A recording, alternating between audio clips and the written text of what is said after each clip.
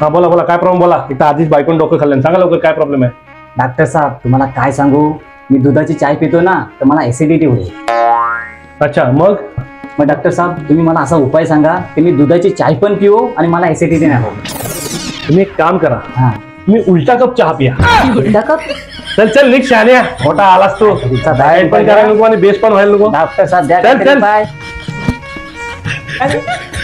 या या या या या, बस बस. काय नाशिक शेठ, कसं येणं झालं? बरात ना? एकदम मजेत. पहा आपला भाचा आहे, त्याचा हा रिपोर्ट बघा जरा. अच्छा काय. अच्छा, अपेंडिक्स आहे. हो, याला आधीपासून अपेंडिक्सचा प्रॉब्लेम आहे. बरं, यापूर्वी तुला कधी अपेंडिक्सचा त्रास झाला होता?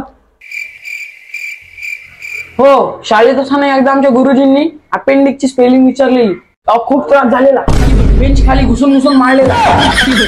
त्याला कुठं आणलास?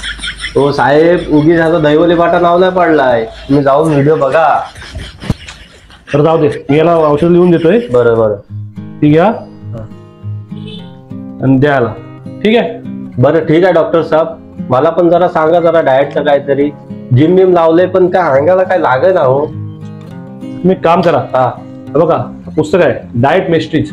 आपल्या कोकणातले शकूर तिसेकर म्हणून आहेत, ते असतात ऑस्ट्रेलियाला मेलबोर्नला. त्यांनी हे पुस्तक लिहिलंय. डाएटची सगळी 12 खडी ABCD क ख ग सगळं याच्यात आहे. काही टेन्शन नाही तुम्हाला. हा पुस्तक तुम्ही ऑर्डर करा. बरं डॉक्टर साहेब, अशी पुस्तकं मार्केटमध्ये कितीतरी आहेत.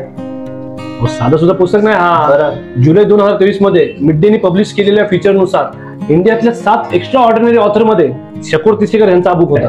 एक नंबर हो.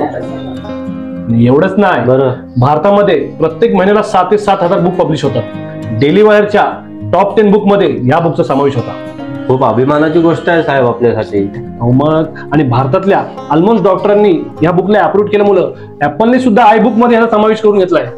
एक नंबर हो. एक काम करा, हा बुक आम्हालाच द्या आता.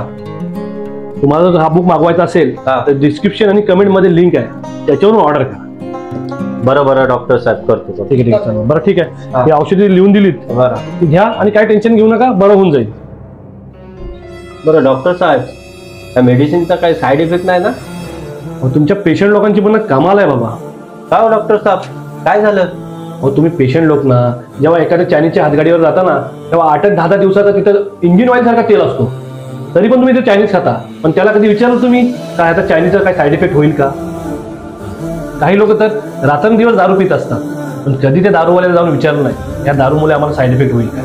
जेव्हा जेव्हा पोरं सिगरेट आणि तंबाखू खात असतात आणि त्या पॅकेटवर लिहिलेलं सुद्धा असतं सिगरेट आणि तंबाखूमुळे तुम्हाला कॅन्सर होईल, पण कधी त्या सिगरेटवाल्याला जाऊन त्यांनी विचारलं नाही त्या सिगरेटमुळे आम्हाला काही साईड इफेक्ट होईल का. पण एखादा डॉक्टर तुमचा जीव वाचवण्यासाठी तुम्हाला औषध देतो, तेव्हा तुम्ही लगेच विचारता की डॉक्टर या औषधामुळे साईड इफेक्ट होईल का.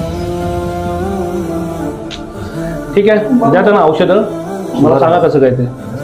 सॉरी डॉक्टर साहेब, यापुढे मी नक्की लक्षात ठेवीन. पण डॉक्टर साहेब, एक शेवटचा प्रश्न विचारायचा तुम्हाला. माझा प्रश्न आहेतच का तुमचे? विचारा विचारा विचारा विचारा. बरं डॉक्टर साहेब, ते तुम्ही चिठ्ठीमध्ये लिहिता ते फक्त तुम्हाला आणि त्या मेडिकल वाल्याला समजतं, असं काय हो लिहितं याच्यात? अहो साहेब, मला मी बोलतो. ए बाबा तू गप्प बस, नाही तर भलताच काय बोलला. तो छोटा आहे असू द्या. मला सांग मग, असं आम्ही काय लिहितोय जे फक्त डॉक्टरला आणि मेडिकल वाल्याला समजतं? तुम्ही ह्यात असं लिहिता, मी माझे घेतले, आता तू तुझे घे.